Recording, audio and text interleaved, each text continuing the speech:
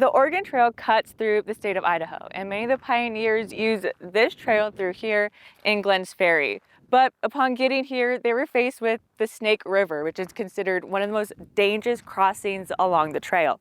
But some of the pioneers used these 3 islands as the stepping stones to get across.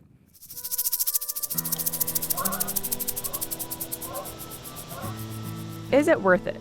It says here in this pamphlet, Oregon cannot be outdone, whether in wheat. That's the question many settlers faced centuries ago when migrating west from Missouri.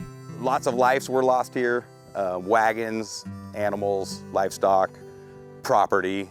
This could still be at the bottom of the river. More than 500 miles of the Oregon Trail cuts through Idaho, and the most dangerous crossing, a section of the Snake River along 3 Island Crossing State Park in Glenns Ferry. What made it so treacherous was just the amount of water passing through, trying to get your wagon across. If they didn't decide to cross here, hot, dry conditions on the other side. Park Ranger Kevin Fossen says the pioneers used 2 of the 3 islands in the Snake River to cross nearly 200 yards of water. They'd go to the middle island, to the tip of it, and actually come back upriver a little bit, and then just bring their wagons out right down here. The 3rd island, Fossen says, was too dangerous to use. 3rd island, put them in deep and swift-moving water, so they couldn't use that one. If they crossed successfully, it was another 90 miles of travel to get to Boise, taking them through what is today known as the Oregon Trail Reserve. It's a really cool spot to come and actually learn about the Oregon Trail and the folks that went through here. The reserve takes hikers through 3 miles of trail, following the wagon ruts along the rim of the Boise Valley. The path is lined with signage detailing the struggles settlers faced and their complex relationships with Native Americans. The signs along the reserve were revamped last year to better tell the trail's history. There's some more historically accurate wording that was put in, and wording that was a little more sensitive to the Native populations than the previous wording. To do this, graphic designer Antonia Hedrick says she used illustrations and models to captivate readers. The tribal models are actual tribal members, living tribal members, and they willingly allowed themselves to be drawn and used. Today, the Oregon Trail Reserve is used for hiking, biking, and learning. They can hike or ride their bike, walk their dog, and learn a lot about the area just through stopping and looking at the interpretive signs. And back at the 3 Island Crossing, visitors can camp, spot wildlife, and visit the site's history center. We have this amazing history center here, the Oregon Trail History and Education Center, amongst hiking trails throughout the park, all kinds of fun things to do here. But the islands are only accessible when water levels are low. Whether you're looking for a new place to hike or learn more about the Oregon Trail, the history that unfolded along the route can be felt with every step. Reporting for Exploring Idaho, Gabrielle Salgado, Idaho's News Channel 7. The Idaho State Department of Agriculture is in the midst of quagga mussel treatment here along the Snake River in Shoshone Falls. And this is the 3rd year of treatment for quagga mussel, and the ISDA says that the treatment has proven to be pretty successful. From a 7.2-mile stretch of the Snake River to 3.5 miles, the Idaho State Department of Agriculture has decreased that quagga mussel impact area in the Twin Falls area by 51%. When we get a positive detection, we then want to rapidly ramp up to treat so that way we're not allowing them the time to replicate and increase. The quagga mussels were first detected in Twin Falls in 2023. The mussels can cause damage to hydropower infrastructure, clog water pipes, and harm the ecosystem. An established population of the mussels would cost the state hundreds of millions of dollars. Now that the quagga mussel in the Twin Falls area is considered contained, Chief Treatment Engineer Jeremy Barley says the next step is eradication. We're very much in eradication mode, trying to get rid of these last holdouts, trying to get rid of them so they don't have the opportunity to ruin a pristine water environment that is the Snake River. To do this, the ISDA treats the water with chelated copper and potassium. It's a very advanced technology over other potential copper-based products you've heard about, such as copper sulfate pentahydrate. So it's less interactive with inorganic water quality components. This is the 3rd year of treatment in the Snake River.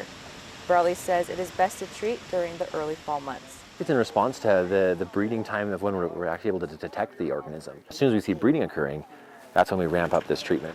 But the treatment has also impacted native fish and other aquatic life. A study by the USGS found that the initial treatment in 2023 killed more than 90% of the native fish in the area. Similar findings from Idaho Fish and Game show 100% of the sturgeon in the area were killed. Brawley says the treatment still needs to happen to protect the native fish. If we did nothing, the inverse would happen, where then we would lose those native species due to the infestation of this organism. Brawley says native fish will be reintroduced to the area naturally at a later time. The treatment will last about 10 days, which the ISDA says gives the copper enough time to target the mussel. Reporting from Shoshone Falls, Gabrielle Salgado, Idaho's News Channel 7. If approved, ACHD will move from one service area to 2 service areas, and that split will happen right here on Cole Road, with everything on this side of Cole Road being the east service area and everything on the other side of Cole Road being the west service area. Growth pays for growth. That's the motto behind ACHD's impact fee. The goal of that is to make sure that growth pays for growth and that our level of service that we provide to the current residents of the county will be perpetuated into the future. Anyone looking to build either a house or a business pays a one-time impact fee, and those fees could be increasing as much as 150% in some parts of Ada County. There is a significant increase right now in the proposal to the fees of about 2.5 times the fee that's currently assessed. Right now, those building a single-family home pay an impact fee of about $3,500. That fee could increase to over $8,900 by next year. But that's only for the western side of Ada County. The eastern side of Ada County would pay an impact fee of about $5,300, 60% less than the west. The east service area is a more established community, so a lot of the growth-related projects have already been completed. That is why ACHD is wanting to split into 2 service areas, with the majority of Boise being in the eastern area. ACHD Impact Fee Administrator Megan Anderson says there are more road improvement projects planned for the proposed western service area, meaning more funds are needed. Senior Transportation Planner Edison Bautista says ACHD has evaluated what locations will most likely need growth-related projects over the next 20 years. Our capacity projects, roadway widenings and intersection improvements, like adding lanes and adding turn movements. Bautista says these projects include road widening and bridge replacement. Impact fees do not fund projects like landscaping, bike lanes, and sidewalks. Those projects are instead funded by property taxes. ACHD has a survey on their website where the public can leave comments about the changes in impact fees, as well as ACHD's proposal to shift from 1 service area to 2 service areas. And if these changes are approved, you can expect to see them implemented in the spring.